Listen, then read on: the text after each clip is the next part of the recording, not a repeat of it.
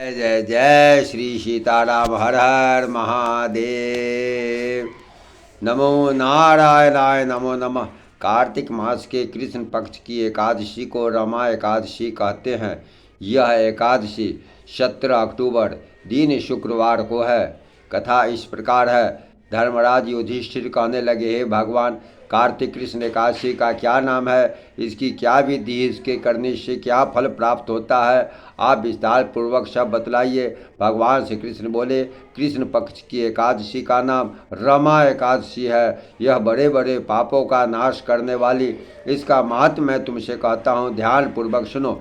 हे राजन, प्राचीन काल में मुचुकुंद नाम का एक राजा था। उसकी इंद्र के साथ मित्रता थी और साथ ही यम, कुबेर, वरुण और विभूषण के साथ भी मित्रता थी। वह राजा बड़ा धर्मात्मा, विष्णु भक्त, न्याय के साथ राज्य करता था। उस राजा की एक कन्या थी जिसका नाम चंद्रभागा था। उस कन्या का विवाह चंद्रसेन के पुत्र शोभन के साथ हुआ। एक समय वह शोभन अपने ससुराल में आया। उन्हीं दिनों जल्दी ही पुण्यदायिनी रमा एकादशी आने ही वाली थी। जब व्रत का दिन समीप आ गया तो चंद्रभागा को अत्यंत सोच उत्पन्न हुआ कि मेरे पति बहुत दुर्बल हैं और मेरे पिता की आज्ञा अति कठोर है। दशमी को राजा ने ढोल बजवाकर सारे राज्य में यह घोषणा करवा दी कि एकादशी को भोजन नहीं करना चाहिए। ढोल की घोषणा सुनते ही शोभन को अत्यंत चिंता हुई और अपनी पत्नी से कहा कि प्रिय, अब क्या करना चाहिए, मैं तो किसी भी प्रकार भी भूख सहन नहीं कर पाऊंगा। ऐसा उपाय बतलाओ कि जिससे मेरे प्राण बच सके, अन्यथा मेरे प्राण अवश्य चले जाएंगे। चंद्रभागा कहने लगे कि स्वामी, मेरे पिता के राज्य में एकादशी के दिन कोई भी भोजन नहीं करता। हाथी, घोड़ा, ऊंट, बिल्ली, गौ आदि भी घास, अन्न, जल आदि ग्रहण नहीं कर सकते। फिर मनुष्य का तो कहना ही क्या। यदि आप भोजन करना चाहते हैं किसी दूसरे स्थान पर चले जाइए, क्योंकि यदि आप यहाँ रहना चाहते हैं तो आपको अवश्य व्रत करना पड़ेगा। ऐसा सुनकर शोभन कहने लगा कि हे प्रिय, मैं अवश्य व्रत करूँगा, जो भाग्य में होगा वह देखा जाएगा। ऐसा विचार कर उसने व्रत रख लिया और वह भूख और प्यास से अत्यंत पीड़ित होने लगा। जब सूर्य नारायण अस्त हो गए, रात्रि को जागरण का समय आया तो वैष्णव को अत्यंत हर्ष देने वाला था, परंतु शोभन के लिए अत्यंत दुखदायी हुआ। अतः प्रातः काल होते ही शोभन के प्राण निकल गए। तब राजा ने सुगंधित काष्ठ से उसका दाह संस्कार कराया, परंतु चंद्रभागा ने अपने पिता की आज्ञा से उसके अपने शरीर को दग्ध नहीं किया और शोभन की अंत्येष्टि क्रिया के पश्चात अपने पिता के घर में ही रहने लगी। रमा एकादशी के प्रभाव से शोभन को मंदराचल पर्वत पर धन धान से युक्त और शत्रुओं से रहित एक सुंदर देवपुर प्राप्त हुआ।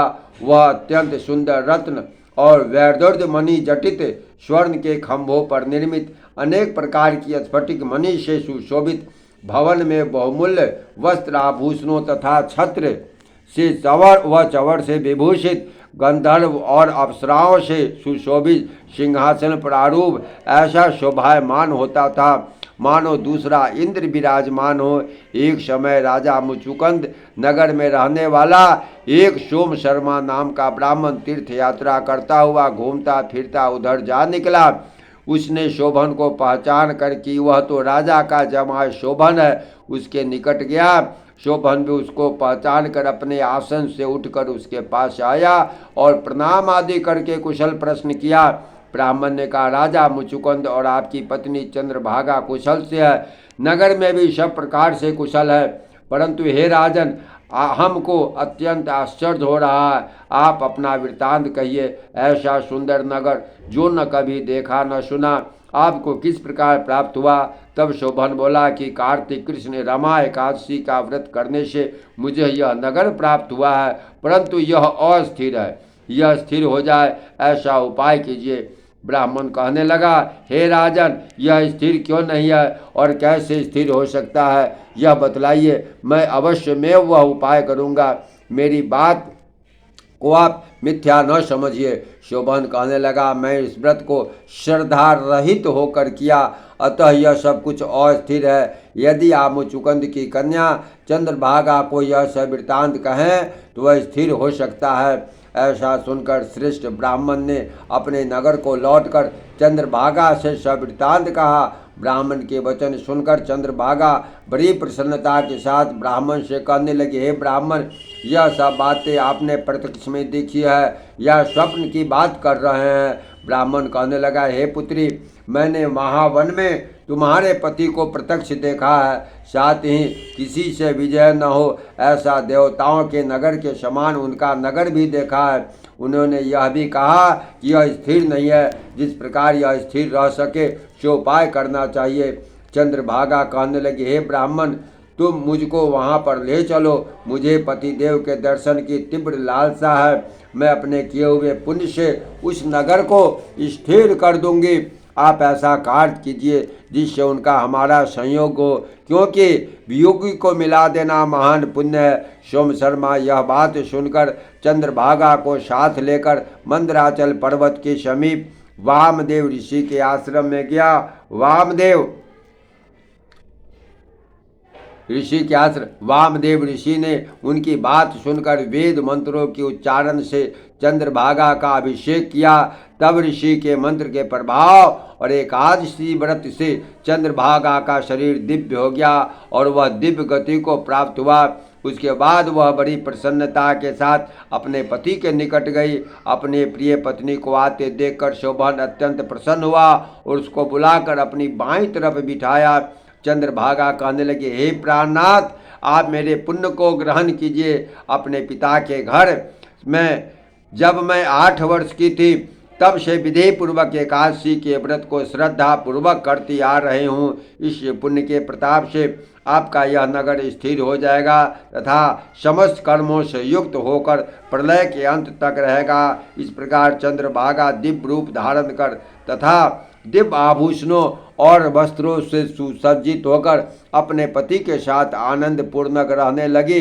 हे राजन, यह मैंने रामाकादशी का महात्म्य कहा है। जो मनुष्य इस व्रत को करते हैं उनके ब्रह्म हत्या आदि समस्त पाप नष्ट हो जाते हैं।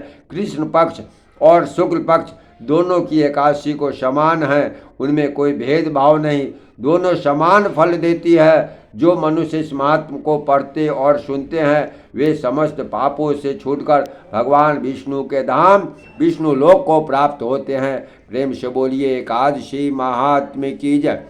इस कथा में आपने ये सुना, यह व्रत श्रद्धा पूर्वक करना चाहिए। अगर कोई गैर श्रद्धा से भी करता है तो भी उसका पुण्य मिलता है। जब गैर श्रद्धा से अनायास किसी के कहने पर भी अगर मैं ज़बरदस्ती भी इस व्रत को करता हूँ तो भी इसका पुण्य हमें प्राप्त होता है। इसलिए इस एकादशी के व्रत को श्रद्धा पूर्वक अवश्य करना चाहिए। और आपने इस कथा में सुना है 8 वर्ष की वह बच्ची एकादशी 8 वर्ष से करती आ रही थी। इसलिए आप अपने घर में यह एक नियम बना लें, जो एकादशी के दिन बच्चे बूढ़ जवान जो भी हैं अन्न नहीं खाएंगे, फल खा के रहेंगे। जय श्री सीताराम, जय श्री सीताराम।